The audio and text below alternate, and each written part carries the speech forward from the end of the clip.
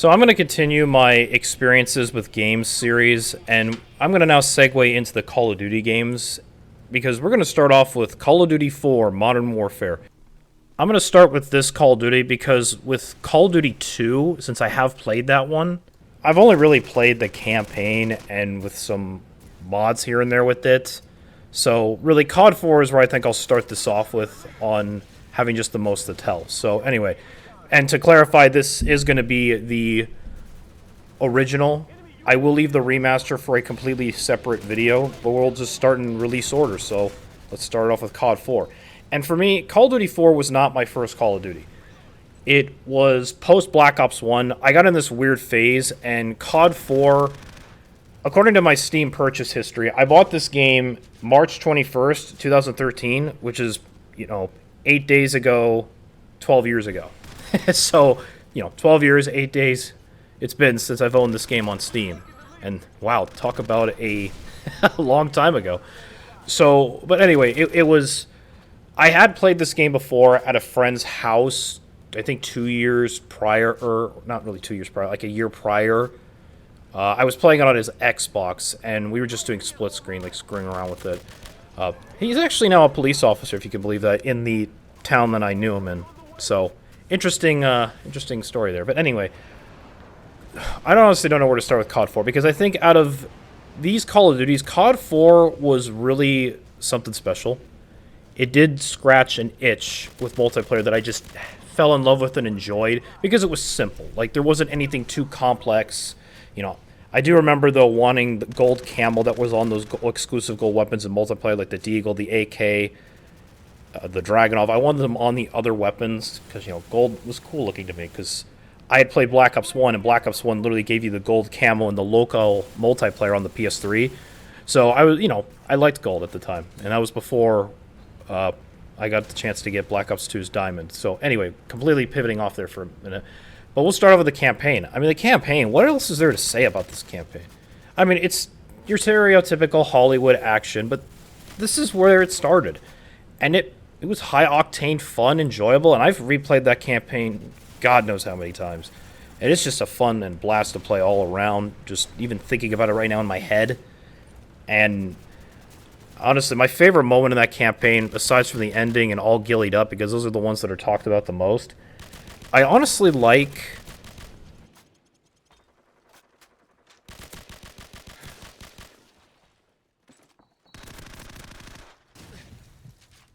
the sort of U.S. campaign part of it, where you're playing as, drawing a bit of blank here, I think it's Sergeant Paul Jackson. And just that whole, U.S. part of the campaign. And then leading up to the nuke going off, which was just... I honestly love that piece of trivia fact that, like, originally there was supposed to be a whole sequence where you were going to play as, Jackson and trying to get, like, a hazmat suit, trying to survive it. It would have been this cool thing. But I think it was for budgeting reasons or, I don't know, some other thing that I can't remember at the top of my head. But they ultimately had to scrap it. And what we got was basically his final moments seeing the nuke going off, and that was it. And... It's just such a cool sort of part of the campaign that I really liked, and I still, think about it from time to time. But because it's just such a shocking thing, a shocking sort of reveal. Because at the time, like even from my perspective, because this was like a little around 2013, I hadn't seen that in a video game before, and it was just kind of wild to me to see. And obviously, with the whole campaign and everything, there was still.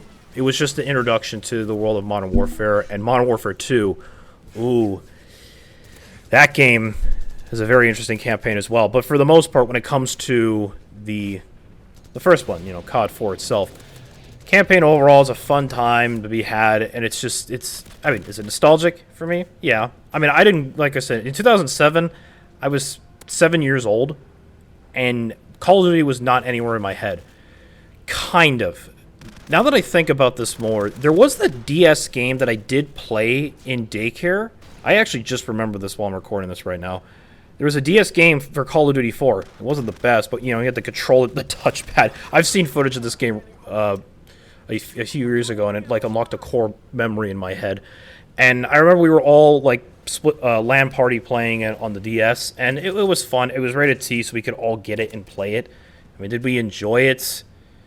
I mean, we did. We had fun. We were kids. So technically COD 4, I guess, really does start with me in, like, really, I want to say, like, 2010 or 2009, maybe?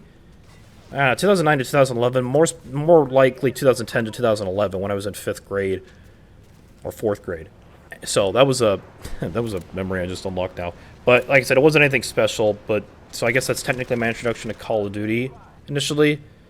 But for the most part, when it came to this Call of Duty 4, the one on PC, PS3, and Xbox 360, yeah, the campaign I still think about, still gives me that nostalgic feeling of, you know, playing it for the first time. Especially the music even, which is, you know, great all around.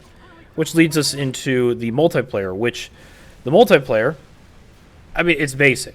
It's not like anything crazy hard or ridiculous. I mean, there's some stuff that I could critique about the multiplayer. I mean, there is only 3 kill streaks. Some of the perks maybe are a little unbalanced, and Juggernaut in there could be a little ridiculous. Like, seriously, ridiculous all around.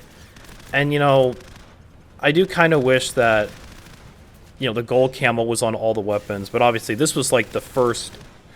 This is the first attempt at this. Is there really a reason to give them shit over it? No. It was their first attempt, and I think what really, really made it so special was just... You could just hop in, create a loadout, and do whatever the heck you want. Kind of like what I'm doing in the background here. I mean, it's just, you know, it started all of this for Call of Duty. There, you know, the create a class system that we have now, obviously in its rudimentary form in this game, but it set the groundwork for what the future entries would have. And I just remember playing the heck out of this.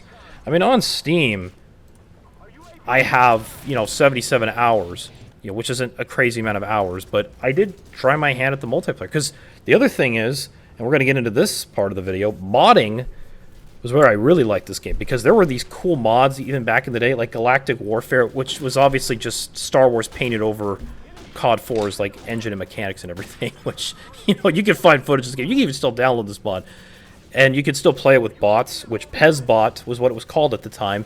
And obviously, when you see footage of PezBot, I mean, yeah, their pathing is a little weird, and they don't move their feet. They kind of glide a bit, and their animations glitch. It's nowhere near to the sort of attention to detail and complexity of bot warfare, because now COD 4 has bot warfare, like all the other older Call of Duty games that didn't have official bot support.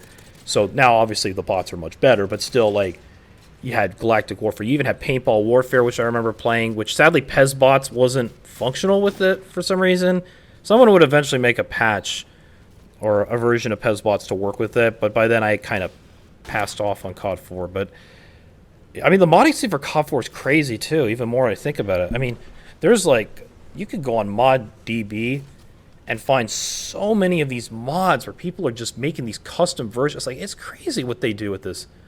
And it's gnarly to me. I think I even remember seeing a mod where they tried to turn it into World at War, which I find hilarious to me, because first off, that came after COD 4. Why are you trying to put World at War in COD 4? It's like, it's weird, but hey, people can do it. People can do it. And that's what makes it so beautiful, is that COD 4 is, I think, one of the most moddable Call of Duties, because they kind of were given parts of the source code, I think, to make mods, and part of the tools to do it. Like, at the time, Infinity War really just gave the community the power to really do anything, and it's what led to all this amazing, great stuff that they're making, and it's still being made to this day. So, very interesting thing all around. And I guess that's all I really have to say about COD 4, is it laid the groundwork to what would come in the future. And I know a lot of people probably think of it as like this ancient relic, but it holds a special place, I think, in my heart, and probably much more in other people's hearts, you know, with them coming home from school, or, you know, in college playing this Call of Duty. Because, you know, at the time we had Halo 3 starting to come out. I think Halo 3 came out just a little bit later. I don't know. Full disclosure, I did not play Halo until like 2-3 years ago for the first time. Which, don't worry, there's going to be a video about that. But overall, that's all I have, like I said, to say about COD 4. And, you know, everybody has their own experiences in how it touched their heart. And this is just my personal experience. So, anyway, that's all I have to say on this video. I'm sure you probably noticed that my voice sounds different, and that's because I bought a new mic. Because Amazon is having a sale now, and I figured I found something for $30 that looks like a professional mic, and I listened to some audio clips of this mic, and it sounds good. Then I listened to my own voice, and obviously I'm still probably need to balance the audio a bit better, but the reason why I did this is because the mic that I was using, not that it's a bad mic, and if people really want me to go back to using this mic, I'm more than happy to do that. I just wanted to do something that got rid of sort of the distortion sound of my voice, maybe sound a little bit more professional, maybe. And honestly, in my humble opinion, I didn't really like how I sounded on the mic, the headset mic. I'm sure there's a way to fix and tweak it. I just probably have to spend time with it, but obviously that's if people really want me to go back to that. So, but anyway, I just, like I said, saw a sale on Amazon, figured I'd pick this up, snag it, and just go from there. So, like I said, just let me know in the comments if you like this mic. So, anyway, feel free to like, comment, subscribe. We're still on the road to 150 subscribers. We're right now, as of recording, at 136. I do, on a separate note, I mean, we still have time. We still got about 3 days till the end of the month, because that's the goal. But I do feel like the algorithm hasn't really been gracious to me recently, and I think that, that does kind of suck. But like, it's kind of weird. Like my Bloodborne video, it was stuck at like a single digit, and then now it's starting to pick up into the double digits a bit. So really interesting. The algorithm's acting a little weird. So hopefully we can still hit that 150 subscriber count coming up. But that's all I really have to say. Tuesday, I am going to be posting a life update. I've got quite a bit of stuff going on. A lot's changed, and be sure to look out for that. So anyway, see you guys Tuesday. Have yourselves a good rest of your weekend, and stay warm out there if you're still experiencing the spring blues or the leftovers of winter.